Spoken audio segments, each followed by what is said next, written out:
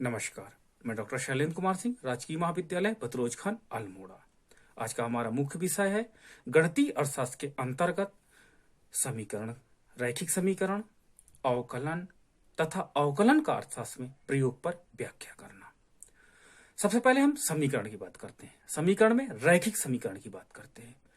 रैखिक समीकरण वो समीकरण होता है जिसमें अज्ञात राशि, मान लीजिए अज्ञात राशि x है, की अधिकतम घात 1 हो। यानी अज्ञात राशि की अधिकतम घात यदि 1 है तो जिसमें अज्ञात राशि का मान केवल एक मूल्य हो, रैखिक अथवा एक घातीय समीकरण कहलाता है। मान लीजिए इसको हम सामान्य रूप में स्पष्ट करते हैं तो इससे y बराबर mx प्लस c, तो इसमें कभी भी m का मान जो है वो शून्य नहीं हो सकता है। आइए हम रैखिक समीकरण को, लीनियर इक्वेशन को एक एग्जाम्पल के माध्यम से स्पष्ट करते हैं। मान लीजिए एक हमारे पास यहां पर समीकरण दिया है 3x plus 5 is equal to 0। यहां पर हमारे पास अज्ञात चर राशि क्या है, x है। देखिए इसका कोई पावर नहीं है। जब किसी अज्ञात चर राशि में कोई भी पावर नहीं होती तो उसे हम 1 मान लेते हैं, अर्थात इस अज्ञात चर राशि की पावर 1 है। अतः यह समीकरण रैखिक समीकरण होगा। यह समीकरण रैखिक समीकरण होगा। लेकिन यदि यही समीकरण 3x square plus 5 is equal to 0 हो जाए तो यहां पर देखते हैं कि अज्ञात हमारे पास राशि x और x की घात कितनी है, 2। अतः ये रैखिक समीकरण नहीं होता, क्योंकि डिफिनीशन ये कहती है कि रैखिक समीकरण वो समीकरण होता है जिसमें अज्ञात चर राशि का मान 1 होना चाहिए। तो यहां पर देखिए 1 नहीं है बल्कि यहां पर 2 है, अर्थात ये अरैखिक समीकरण होगा। दूसरी चीज, रैखिक समीकरण को जब हम ग्राफ पर प्लॉट करते हैं, जब ग्राफ पर उसको मान रखते हैं तो हमें एक रेखा, सीधी रेखा के रूप में प्राप्त होता है। तो आइए अब हम देखते हैं कि रैखिक समीकरण का ग्राफ कैसे आकलन करेंगे, उसके पश्चात उसका कटान बिंदु क्या होगा और उसकी ढाल कैसे निकालेंगे। हमने एक रैखिक समीकरण यहां पर ले लिया है। यहां पर y बराबर 2x प्लस 3, ये एक रैखिक समीकरण है क्योंकि इसमें दो हमारी अज्ञात चर राशियां, दोनों का घात 1 है। अतः ये एक रैखिक समीकरण होगा। अब हमें इस रैखिक समीकरण में इससे जो रेखा प्राप्त होगी ग्राफ पेपर पे, उसकी ढाल तथा उसका कटान बिंदु ज्ञात करना है। तो हम जानते हैं फार्मूला y बराबर mx प्लस c। यहां पर m ढलान को दिखाता है, यानी अज्ञात चर राशि के जो सबसे पहले हो वो ढलान को रिप्रेजेंट, और c यहां पर हमारे पास कटान बिंदु को दर्शाता है। कटान बिंदु को दर्शाता, तो कोई भी फलन, मान लीजिए ये फलन तो ऑलरेडी y बराबर mx प्लस c फॉर्म पे है। मान लीजिए कोई हमारे पास फलन है 3x plus y is equal to 0 सपोज दैट, तो या 0 या 10 सपोज दैट, ये हमारे पास कोई फलन है, तो इसको भी इस फॉर्म में कन्वर्ट करना पड़ेगा y बराबर mx प्लस c में। तो हमने इस फलन को y बराबर mx प्लस c में देखे तो यहां पर इस रैखिक फलन की जो ढलान होगी वो 2 होगी और कटान बिंदु कितना होगा, 3 होगा। और इसको हम अगर ग्राफ पेपर पर प्लॉट करें तो ग्राफ पेपर पर प्लॉट करने के लिए सबसे पहले आप फलन को ले लीजिए y बराबर 2x प्लस 3। सबसे पहले x का मान एक बार 0 रख दीजिए। जब x का मान आप 0 रखेंगे तो y का मान आ जाएगा, तो x का मान 0 रखने पर 0 2 जा 0, अतः y का मान 3 आ जाता है। y का मान हमें 3 प्राप्त होता है। दोबारा आप एक काम करिए कि y का मान 0 रख लीजिए, क्योंकि एक बार आपने x का मान रखा। जब y का मान 0 रखेंगे तो y का मान 0 रखते ही हमारे पास इक्वेशन हो जाएगी 0 बराबर 2x प्लस 3। अब हम यहां पर इधर ट्रांसफर करते हैं तो -2x इक्वल टू 3, x बराबर 3/2 माइनस में, यानी ये हमारे पास x की वैल्यू हो गई -3/2। तो ये हमारे पास पॉइंट्स हो गए। अब इस पॉइंट्स को हमको प्लॉट करना है, किस पर? ग्राफ पेपर पर प्लॉट करना है। तो हमें वास्तव में इस रैखिक समीकरण को ग्राफ पेपर में लीनियर लाइन प्राप्त हो जाएगी, यानी ग्राफिकल प्रेजेंटेशन हो जाएगा, जिसकी ढाल, उस रेखा की ढाल 2 होगी तथा उसका कटान बिंदु 3 होगा।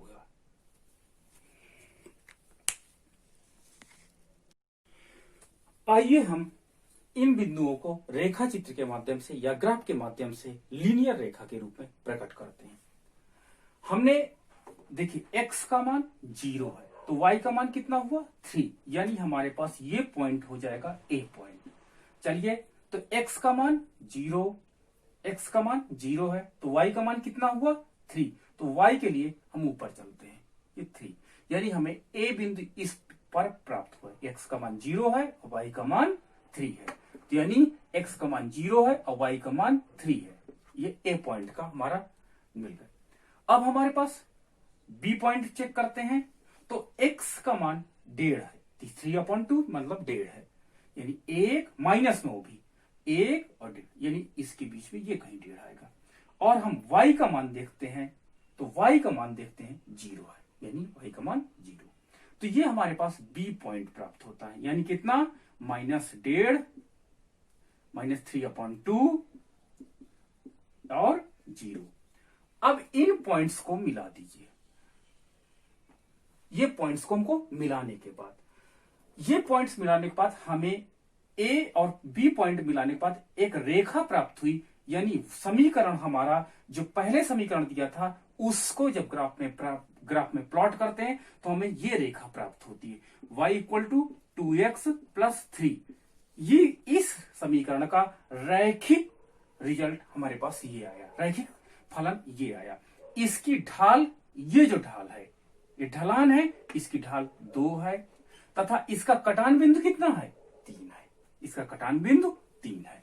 तो इस प्रकार के प्रश्नों को हम सॉल्यूशन इस तरह निकालते हैं।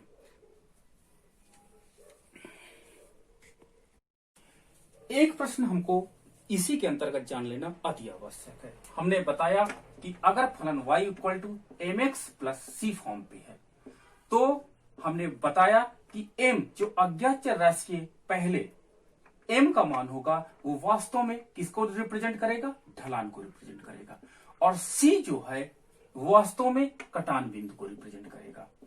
अब याद रखिए, यदि m का मान धनात्मक है, 0 से ग्रेटर है, तो हमारा ये फलन धनात्मक ढाल का होगा, धनात्मक ढाल का होगा।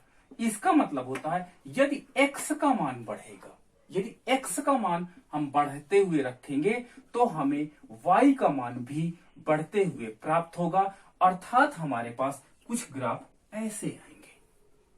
अब ये डिपेंड करता है कि ये रेखा स्टार्ट यहां से हो रही है या यहां से, ये डिटरमाइन करता है c, यानी कटान बिंदु निर्धारित करता है कि इस रेखा इधर से जाएगी या इधर से, लेकिन इसकी ढाल कितनी होगी ये डिपेंड करता है m के मान पर, जो यहां पर m का मान है। तो इस प्रकार अगर m का मान धनात्मक है तो रेखा हमारे पास जो रैखिक है, लीनियर रेखा है, वो धनात्मक ढाल की होगी। यदि m का मान यहां पे अगर ऋण लगा हो, यदि इसका m का मान निगेटिव हो, तो जैसे जैसे x का मान बढ़ाएंगे y का मान हमें घटते हुए क्रम में प्राप्त होगा, अर्थात हमें एक ऐसी रेखा प्राप्त होगी जो कुछ ऐसे होगा, अर्थात इसका ढाल ऋणात्मक प्राप्त होगा।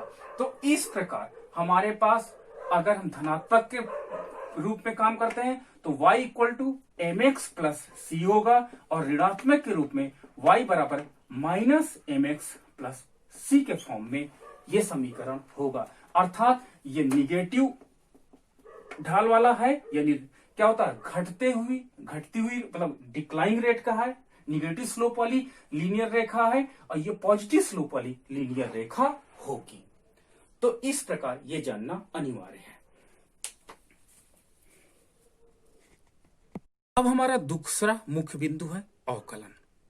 सबसे पहले हम जानेंगे अवकलन क्या होता है। अवकलन, यदि हम दो चर राशियां मान लें, एक चर राशि में अल्प परिवर्तन के परिणाम स्वरूप दूसरी चर राशि में हुए परिवर्तन के अनुपात को हम अवकलन कहते हैं।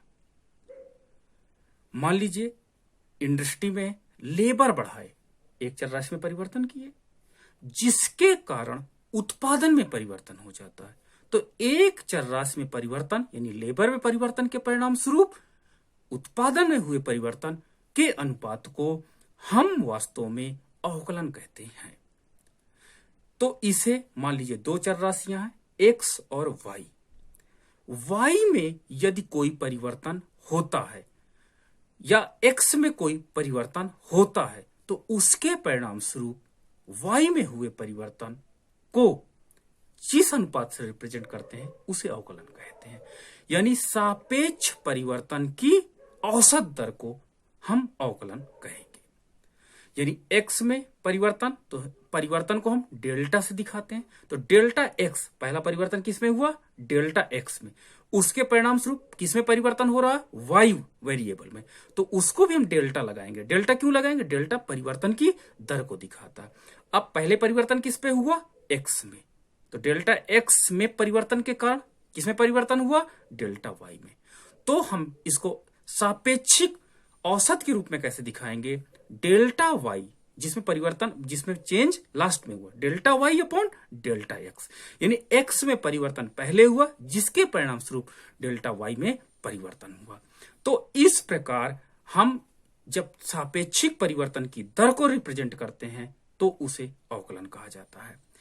यदि डेल्टा एक्स की प्रवृत्ति कम होते होते शून्य की ओर अग्रसर होने की हो तो डेल्टा वाई का मान भी कम होते होते शून्य की ओर अग्रसर होगा।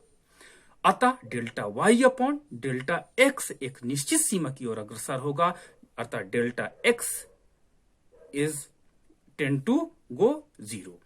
तो यहां पर हम लिख सकते हैं कि वास्तव में यदि डेल्टा एक्स में परिवर्तन हो रहा है तो डेल्टा वाई में परिवर्तन हो रहा है, अतः डेल्टा एक्स के सापेक्ष अवकलन गुणांक इसे हम कहेंगे। आइए हम इसे उदाहरण के माध्यम से और अधिक स्पष्ट करते हैं। मान लीजिए हमारे पास एक फलन है y is the function of x।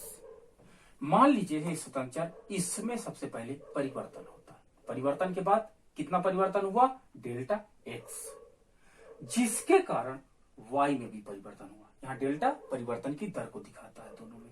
अतः हम इसे लिखेंगे delta Y upon delta X. इसे हम लिख सकते हैं D Y upon D X. इसका ये कभी मतलब नहीं होता कि डी वाई को डी एक्स से डिवाइड कर रहे हैं, बल्कि ये वास्तव में अवकलन को दिखाता है कि समीकरण में यदि एक्स चर राशि में कोई परिवर्तन हुआ तो उसके परिणाम स्वरूप वाई चर राशि में क्या परिवर्तन हुआ, उस परिवर्तन की औसत सापेक्षिक दर को स्पष्ट करता है। अर्थशास्त्र में इसके कई प्रयोग होते हैं। पहले एक नॉर्मल एग्जांपल हम देखते हैं कि मान लीजिए y इक्वल टू एक्स की पावर 3 है। अब y इक्वल टू एक्स की पावर 3 है। अब हम ये देखना चाहते हैं कि इसका अवकलन करना चाहते हैं, यानी समीकरण को x के सापेक्ष अवकलन करने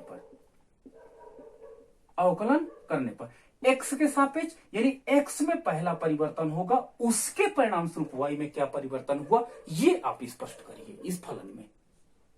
तो इसीलिए इसमें लिखा जाता समीकरण को x के सापेक्ष अवकलन करने पर, यानी x में यदि कोई परिवर्तन होता तो उसके कारण y में परिवर्तन क्या होगा। तो हम क्या करेंगे, d अपॉन डी एक्स, इधर y है equal to d upon D X और x की पावर 3 लिख देंगे। अब हम जब d अपॉन डी एक्स को हटाते हैं तो फार्मूला क्या कहता? फार्मूला यह कहता कि जो पावर होगी, पावर पहले आ जाएगी और पावर से एक माइनस हो जाएगा। ये नियम है। जब d अपॉन डी एक्स हटाते हैं या इसका अवकलन करते हैं तो जो इसके ऊपर चर राशि के ऊपर पावर होगी, पावर पहले आ जाएगी चर राशि से और उसी पावर से एक माइनस हो जाएगा। अतः 2x स्क्वायर, अब लिखेंगे क्या, dy अपॉन dx क्या होगा 2x स्क्वायर, यानी इस फलन का अवकलन ये होगा, इस फलन का अवकलन ये होगा। अर्थात इस फलन में यदि x में कोई परिवर्तन होगा तो परिवर्तन की दर y के रिस्पेक्ट में इतना होगा। अब हम ये जानेंगे कि अर्थशास्त्र में इसका प्रयोग कहां कहां पे किया जाता है। तो वास्तव में अर्थशास्त्र में अवकलन का प्रयोग काफी जगह पे किया जाता है, जहां पर हमको सीमांत की गणना करनी होती है, चाहे वो सीमांत उपयोगिता की गणना करनी हो, चाहे वो सीमांत उत्पादन की गणना करनी हो, चाहे हमें सीमांत लागत की गणना करनी हो। जहां पर भी सीमांत शब्द जुड़ जाएगा, मार्जिनल शब्द जुड़ जाएगा, वहां पर आप जान जाइए कि आपको उस फलन में टोटल फंक्शन से, याद रखिए टोटल फंक्शन से ही हम सीमांत फंक्शन में आएंगे, मार्जिनल फंक्शन में आएंगे। हम हमारे पास अगर एवरेज फलन दिया तो हमको सबसे पहले कन्वर्ट करना पड़ेगा टोटल फंक्शन में, और टोटल फंक्शन से जब हम उसका डिफरेंशिएट अवकलन कर देंगे तो हम आ जाएंगे मार्जिनल में। तो अर्थशास्त्र में क्योंकि हम उपयोगिता के संदर्भ में अगर हम देखें तो उपयोगिता में यदि हम एक रोटी के टुकड़े का निवाला लेते हैं मुंह पे, तो हम देखते हैं कि उससे हमारी यूटिलिटी में क्या परिवर्तन हुआ, परिवर्तन की दर, यानी उस निवाले के कारण हमारी टोटल यूटिलिटी जो हमको गेन हुई उसमें क्या परिवर्तन की दर रही, यानी मार्जिनल यूटिलिटी का आप मान बताइए। तो हमारी जो टोटल यूटिलिटी फंक्शन होगा उसको आप अवकलन कर दीजिए, मार्जिनल यूटिलिटी फलन आपको प्राप्त हो जाएगा। दूसरा, अगर आपके पास लागत फलन पे देखते हैं, यदि आपके पास लागत फलन दिया है, एक उत्पादक 100 श्रमिक लगा करके कुछ चीजों का उत्पादन करता है, अगर वो 101वां श्रमिक लगा देता है, यानी 100 श्रमिक के बाद एक श्रमिक और लगाता है, और हमको पता करना है कि उसकी सीमांत लागत क्या है, यानी जो श्रमिक लगाया गया उससे प्राप्त होने वाली लागत क्या है, तो कुल लागत फलन को अवकलन कर दीजिए, आपको सीमांत लागत फलन प्राप्त हो जाएगा। वहीं एडिशनल यूनिट उत्पादक के संदर्भ में देखें, अगर बाजार में जाता है और आगम प्राप्त करता है, मान लीजिए हमने 10 क्विंटल सेब बेच दिए, हमको टोटल इतना पैसा मिला, जो भी होगा, मान लीजिए हमने 2 किलो सेब और बेच दिए, तो अंतिम इकाई को बेचने, सेब की अंतिम इकाई को बेचने से कितनी आय प्राप्त हुई, इसकी कभी गणना करनी हो तो कुल आगम फलन को आप डिफरेंशिएट कर दीजिए, तो आपको सीमांत आगम फलन प्राप्त हो जाएगा। इस प्रकार अर्थशास्त्र के अंतर्गत जब भी सीमांत की गणना करनी होगी वहां पर हमें अवकलन का ही प्रयोग करना होगा। आइए हम उदाहरण के माध्यम से इसे और स्पष्ट करते हैं।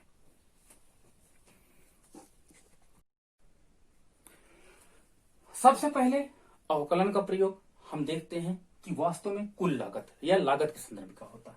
यदि हमें कुल लागत फलन टोटल कॉस्ट फंक्शन दिया हुआ है, तो हम अगर उसका अवकलन कर देंगे तो हमें सीमांत लागत फलन प्राप्त हो जाएगा, यानी अंतिम जो हमने श्रमिक या अदर फैक्टर ऑफ प्रोडक्शन बढ़ाए उसकी लागत क्या है, उसकी गणना हो जाएगी। मान लीजिए टीसी बराबर 3x³ plus 2x² plus 40x plus 4 है।